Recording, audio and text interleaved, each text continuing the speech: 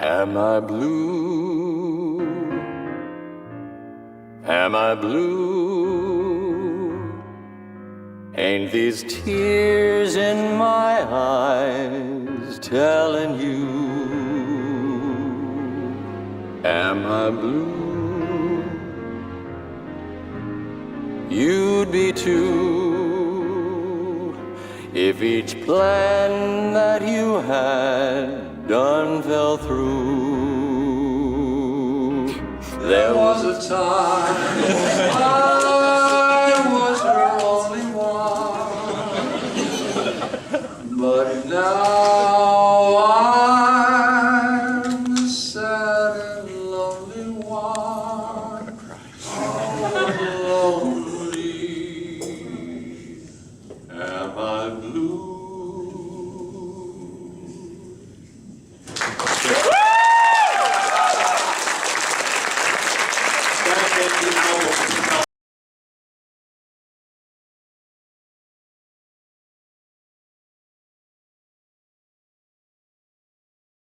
And this is, the first week after the attack, and there'd been like just this somber sadness. And you hear him go, guys, you're not gonna believe who's been cooking your dinners. It's Batman. There's this long silence, and you hear, bullshit, from the back of the place. And he said, then someone else says, make him prove it. So I thought, oh, this is good. So I'm in the back kitchen, and I do from the back kitchen, I am vengeance. I am the night. I am Batman. I am vengeance. I am the night. I am Batman. I am vengeance. I am the night. I am Batman. Holy that is Batman. And suddenly people were laughing. And the architect who had recognized me said, what's it feel like to be Santa Claus? I said, because that's what just happened here. I've been doing the character now for 20 years. I chose this life.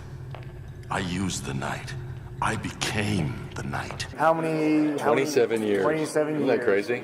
My decision.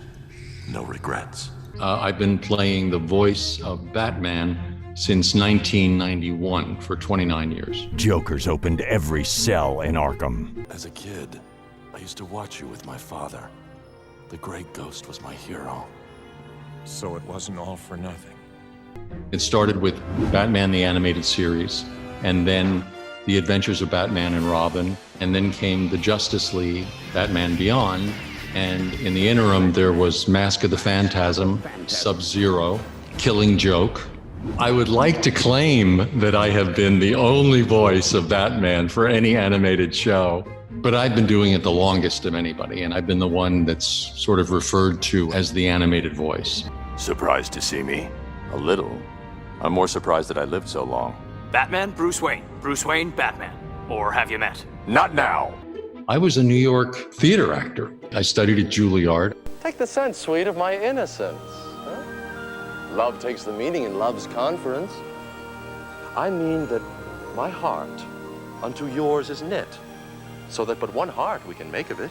What were the odds of the first animated audition he's invited to do is the animation of Batman? The first audition I went on. Me staring at them staring at me.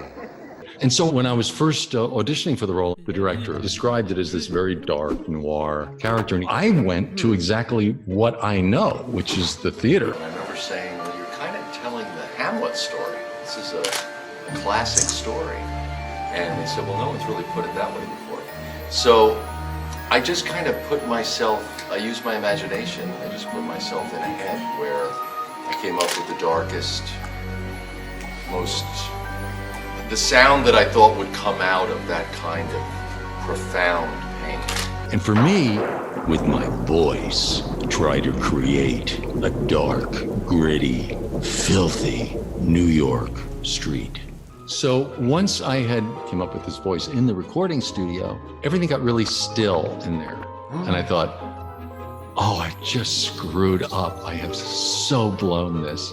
And then the casting director came running inside and she said, you nailed it. You nailed it. A trick I found early on, which I think has been feeding me through the whole process, is that the disguise isn't Batman. Agreed. Batman is who he is in his We all soul. agree. Yeah. The disguise is Bruce Wayne. Yes. He puts on his suit. He puts on his suave demeanor. He puts on his sarcasm, his wealth, and he confronts the world. And that's the performance. And when he's in the Batcave, when he's alone, when he's allowed to take off the armor that he presents the world, that's who he really is. And that's when the voice, that's where I found that voice. And because of the kind of roles I played, Edgar in Lear, Edmund in Lear, Achilles, Orestes, Prince Hal, all of these classic epic heroes, that the one role they would want me to read for is Batman, who is, of all the DC characters, of all the animated universe, he is a classic Shakespearean type of actor. His whole life drama is a Greek drama. I mean, it's so epic. Here I am! I've been waiting for you! You did this to me! I loved The Chance to Dream. It's a great episode. I was really proud of the performances. No, it's impossible. No. It can't be you. This is a dream, and you're the one responsible. A dream? Why do you think that? I suspected it from the start. It's just any of the stories, you know, Batman's such an action character. Yeah. But for an actor, what's fun about playing him is his psychology. Yeah. Is what makes him so complicated. And any stories that dealt with his background. And Mask of the Phantasm told the whole genesis of how he became Batman. Yeah. And then he falls in love with Andrea Beaumont and has to plead with his parents' memory to release him from his vow. Yeah. So he has this internal struggle going on throughout the movie, so I love playing that. And it just doesn't hurt so bad anymore. You can understand that, can't you? Look, I can give money to the city. They can hire more cops. Let someone else take the risk. But it's different now.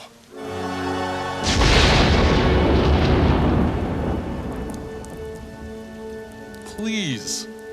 I need it to be different now. I know I made a promise, but I didn't see this coming. I didn't count on being happy. One does not simply walk into Mordor. Its black gates are guarded by more than just orcs. There is evil there that does not sleep, and the Great Eye is ever watchful. It is a barren wasteland riddled with fire and ash and dust. The very air you breathe is a poisonous fume. Not with 10,000 men could you do this. It is folly. But the Joker cannot win. Gotham needs its true hero. You either die a hero, or you live long enough to see yourself become the villain. I can do those things because I'm not a hero.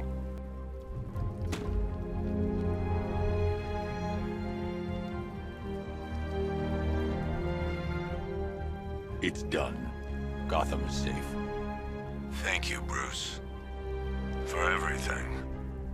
Goodbye, Jim.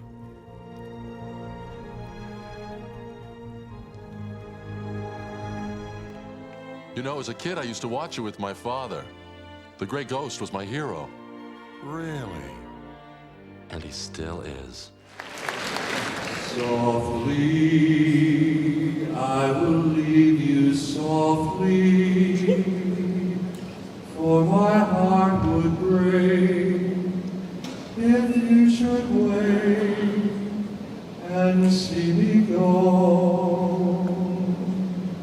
So I leave you softly, long before you miss me, long before your arms will break. So